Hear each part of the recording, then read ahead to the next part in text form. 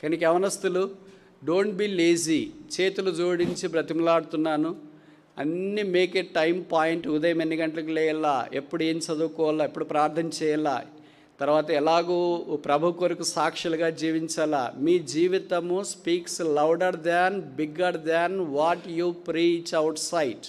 మనం ఏం బోధిస్తున్నామో దానికంటే మన జీవితం ఎక్కువగా బోధిస్తుంది.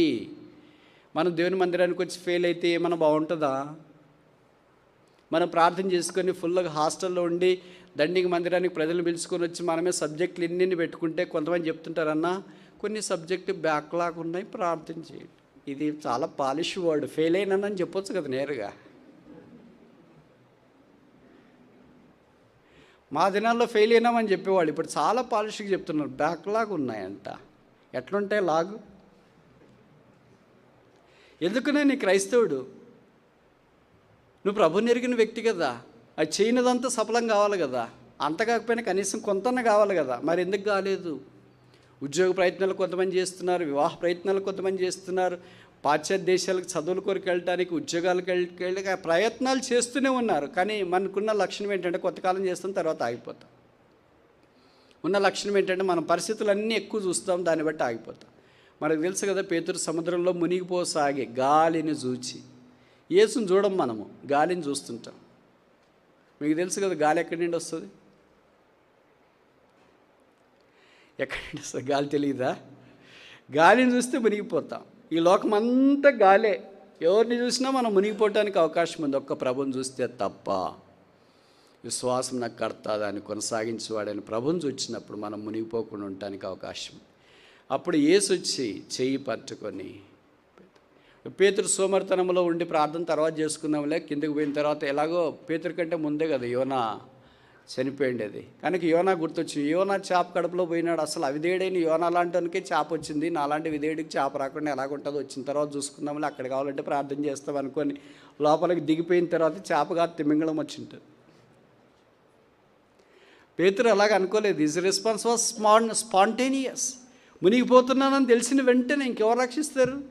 అక్కడ పక్కన ఉండేవాళ్ళు శిష్యులందరూ కేకలేదు, రే వచ్చేసేయండి రా అని. లైఫ్ అదేంటి జాకెట్ ఇవ్వండి రా అని కేకలేదు. Lord save me, simple humble spiritual cry. ప్రభువా నన్ను రక్షించు. బైబిల్లో రాయబడింది, ప్రభు చేయి పట్టుకు. అంత దగ్గర ఉన్నాడా? చెయ్యి అంది అంత దగ్గర ఉన్నాడా? చెయ్యి అంత దగ్గర ఉండాలంటే ఎట్లా ఉండాలా? Should be very close. ఉపాయమైన వాయిదా వేయొద్దు. చూస్తాంలే అనుకోవద్దు. సోమరితనంలో ఉండొద్దు. చదువుతాంలే, తర్వాత పరీక్షలు వచ్చినప్పుడు చూసుకుందాంలే, ప్రార్థన చేస్తాంలే, తర్వాత ఆరాధన చేస్తాంలే, తర్వాత ప్రభు పరిచయం తర్వాత చేస్తాంలే, మందిరానికి తర్వాత వెళదాంలే. ఈ సోమరితనంలో మునిగిపోయినారు విశ్వాసులు, ముఖ్యంగా యవనస్తులు. సోమరి చీమల దగ్గరికి వెళ్ళని సామెతలు 6:6 చెప్పడం. నేను ఎక్కడికి వెళ్ళినా ఇదే చెప్తుంటా, ఎందుకంటే నాకు హృదయంలో పిండినట్టు అయిపోతుంది. యవనస్తులు సూర్యోదయం చూసినట్లు గుర్తులేదు చాలామందికి విశ్వాసులకు. వాళ్ళు వాట్సాప్లో పంపించుకుంటారు, సన్ రైజ్ చూసావరా?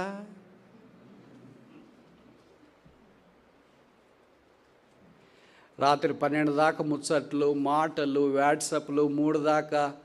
తర్వాత ఎప్పుడో పడుకొని ఎప్పుడో లేచేటప్పటికి వాళ్ళ మమ్మీనో డాడీని అంటారు, 11 అయింది లేరా. అప్పుడే 11 మమ్మీ?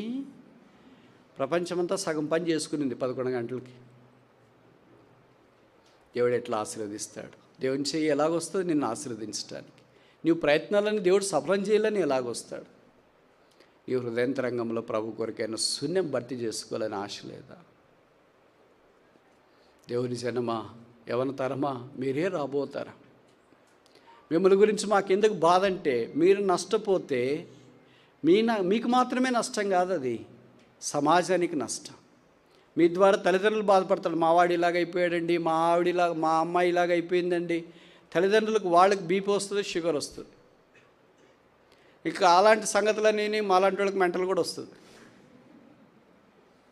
ఎందుకు ఇలాగైపోయారు? ఇంత బోధిస్తున్నాం, ఇంత యూట్యూబ్లో వాక్యం ఉంది, ఇంత ప్రకటిస్తున్నాం, ఇంత మాట్లాడుతూనే ఉన్నాం, ఇంత కౌన్సిలింగ్ ఇస్తున్నాం, ఎందుకు అలాగైపోయారు? Smart phone, social media, very active. నీ బొమ్మలు వేరే వాళ్ళు చూడాల్సిన పనేముంది?